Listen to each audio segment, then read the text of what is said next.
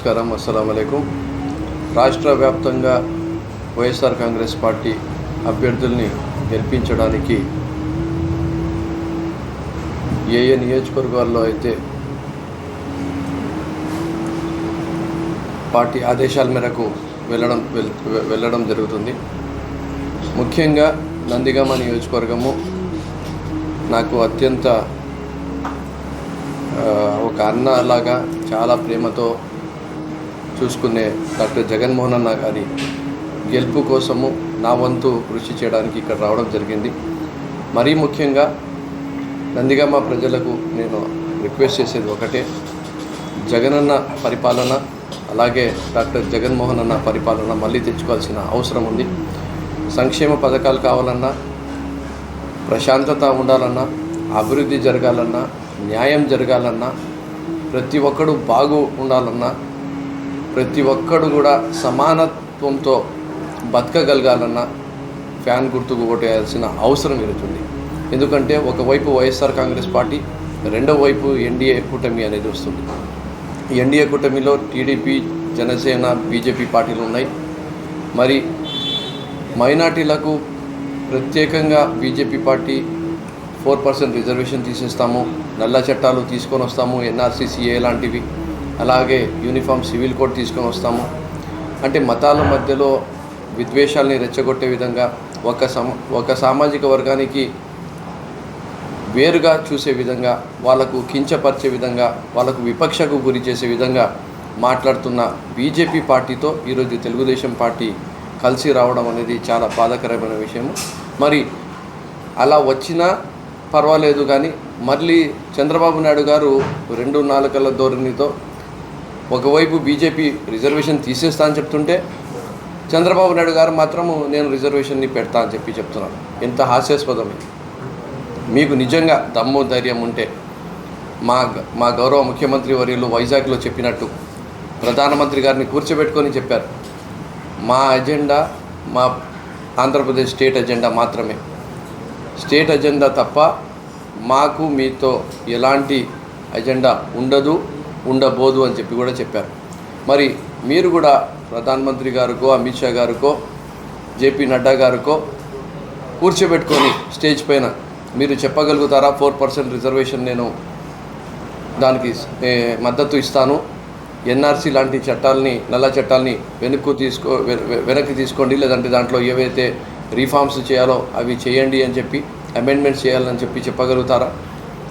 UCC లాంటి దాంట్లో కించపరిచే విధంగా, ఇబ్బంది పెట్టే విధంగా, మైనార్టీలకు విపక్షకు గురి చేసే విధంగా చేయొద్దండి అని చెప్పి చెప్పగలుగుతారా? చెప్పలేరు. కానీ ఓటు మాత్రం ముస్లిం మైనార్టీలది కావాలి.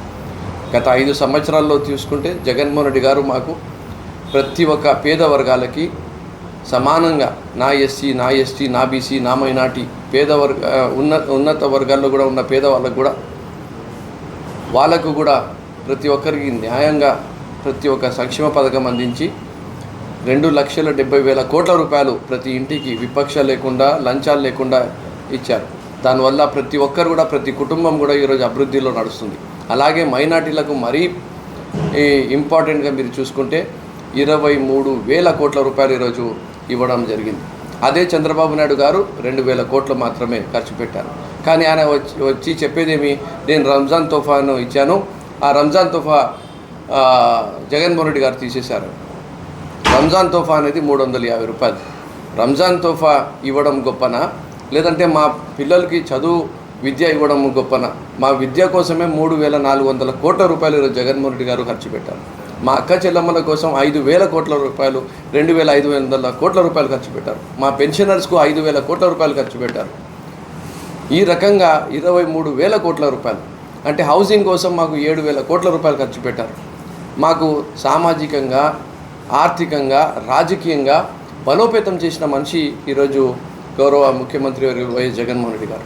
మరి సామాజిక న్యాయంలో భాగంగా 4 ఎమ్మెల్యేలు, 4 ఎమ్మెల్సీలు గతంలో ఇస్తే, ఈసారి 4% పొలిటికల్ రిజర్వేషన్ కూడా ఇచ్చి 7 మందిని ఎమ్మెల్యే సీట్లు ఇచ్చిన ఒక గొప్ప వ్యక్తి జగన్మోహన్ రెడ్డి గారు.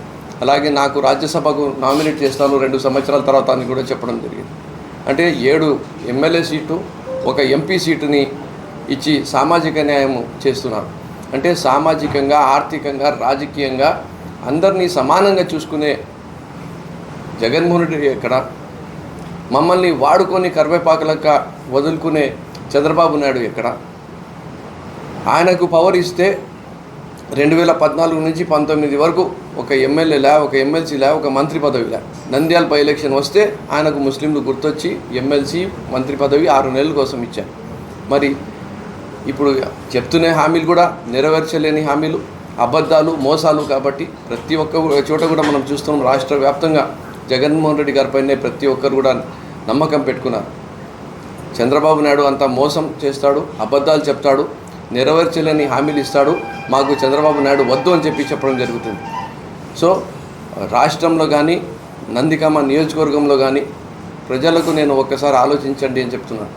మీరు బాగుపడాలంటే, మీ కుటుంబం బాగుపడాలంటే, ఇక్కడ మనం మనశ్శాంతిగా ఆత్మగౌరవంతో బతకాలంటే, ప్రతి ఒక్కరూ సమానత్వంతో బతకాలంటే, మతాల మధ్య, కులాల మధ్య చిచ్చులు లేకుండా బతకాలంటే ఖచ్చితంగా రాబోయే రోజుల్లో 2 ఓట్లు కూడా, ఎమ్మెల్యే ఓటు, ఎంపీ ఓటు, 2 ఓట్లు కూడా ఫ్యాన్ గుర్తుకు వేయాల్సిన అవసరం ఉంది. అలాగే మా కమ్యూనిటీలో ఉండే మత పెద్దలు ఉండని, గురువులు ఉండని, ఇమాములు ఉండని, లేదంటే ఇంటెలెక్చువల్స్ ఉండని, వాళ్ళందరూ కూడా ఏకతాటిపైన వచ్చి ఎస్ జగన్మోహన్ రెడ్డి గారు మా కమ్యూనిటీ కోసము, అభివృద్ధి కోసం చేశారు, మేము కూడా జగన్మోహన్ రెడ్డి గారు పక్కనే మేము నిలబడతాము, ఆయనకు